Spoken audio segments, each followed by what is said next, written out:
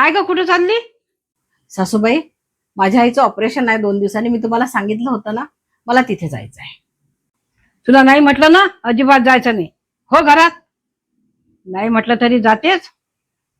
सासूबाई, मी तुम्हाला सांगितलं होतं ना की माझ्या आईचं 2 दिवसांनी ऑपरेशन आहे आणि मला जावं लागेल ना. ती माझी खूप वाट पाहत आहे आणि मी जर अशा वेळेस तिला साथ नाही देणार तर केव्हा देईल आई? आणि मी तिला एकटीच मुलगी आहे ना. आई मला जाऊ द्या ना. आई खरंच मला जाऊ द्या. नाही सांगितलं ना म्हणजे नाही असते. अजिबात घराच्या बाहेर जायचं नाही. सासूबाई, मी ह्या घरची सून आहे. मलाही काही अधिकार आहे. मी जाणार म्हणजे जाणार. तुम्ही मला कसं जाऊ देत नाही मी बघते. आणि जर तुम्ही मला जाऊ देत नसाल तर मी यांची परमिशन घेते, पण मी माहेर इथं जातेच. तू त्याला सांगते आहे, तो माझ्या शब्दाबाहेर नाही आहे. माझ्या परमिशन शिवाय तो काहीच करणार नाही. आणि तू दरवाजाच्या बाहेरच जाऊन बघ, मग दाखवते तुला गंमत. सासूबाई, मला एक सांगा, तुमची जर मुलगी असती तर तुम्ही अशाच वागल्या असत्या का? जर तुमच्या मुलीला तिच्या सासरच्यांनी पाठवलं नसतं तर तुम्हाला किती वाईट वाटलं असतं? तसंच माझ्या आईला वाईट वाटेल ना. नाही, मला जायचं आहे, मी जाणार. कशी जाते तर मी पण बघते. अजिबात जायचं नाहीये. जा, हो घरातले कामं कर.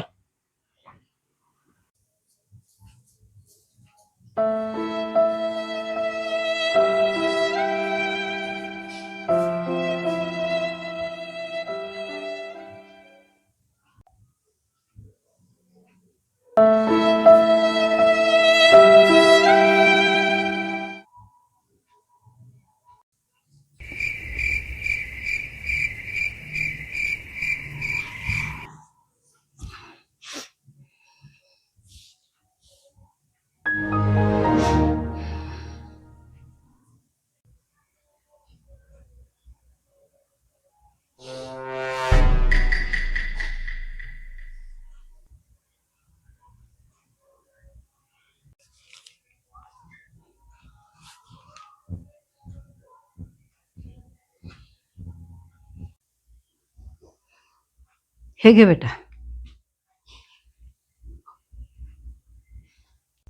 हे घे बेटा, 2 लाख रुपये. माझी टिंगल करता का तुम्ही? नाही ग बेटा, कशाला मी टिंगल करू तुझे? खरंच पैसे आहे त्याच्यामध्ये. आज तुझ्या वेळ आहे, उद्या माझ्यावर येऊ शकते. त्याच्यात काय आहे? घे. हे पैसे कशासाठी सासूबाई? आधी तर तुम्ही मला नाही म्हणत होत्या ना नाही जायचं, मग आता हे पैसे कशासाठी? अगं, मला हे 2 लाख रुपये तुझ्या आईला तुझ्या आईच्या ऑपरेशनसाठी तुझ्याकडून द्यायचे होते, म्हणून. दर, हे घे. सासूबाई, जर तुम्हाला हे 2 लाख रुपये ऑपरेशनला द्यायचे होते तर मग तुम्ही मला का बरं काल काही काही बोलल्या? किती रागवल्या तुम्ही मला काल? अगं, काल तुला मी प्रेमानं थांबवलं असतं ना तर तू थांबली असती का? म्हणून रागवली मी. आणि माझ्या आईनं एवढ्या तोडायच्या होत्या, म्हणून मग मी तुला रागवली काल. त्याचं वाईट नको वाटून घेऊ.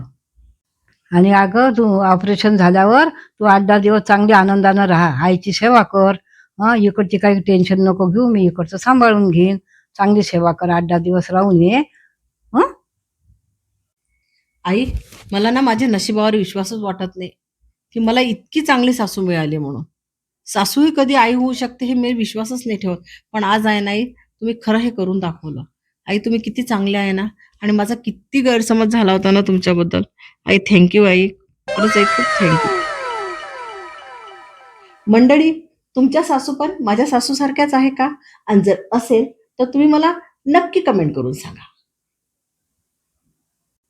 मंडळींना, सून पण दुसऱ्याच्या घरून आपल्या घरात आलेली असते. ती पण कोणाची मुलगी असते. आपली मुलगी कशी दुसऱ्याच्या घरी जाते, तसंच आपण पण त्या मुलीचा सन्मान करायला पाहिजे. मुलीसारखं तिला वागवायला पाहिजे. म्हणून मंडळींना, सुनेला पण मुलीचा दर्जा द्या. समजलं? आणि जर तुम्हाला आमचे व्हिडिओ आवडत असेल तर नक्की सबस्क्राईब करा, लाईक करा आणि इतरांना शेअर सुद्धा करा. धन्यवाद. नमस्कार.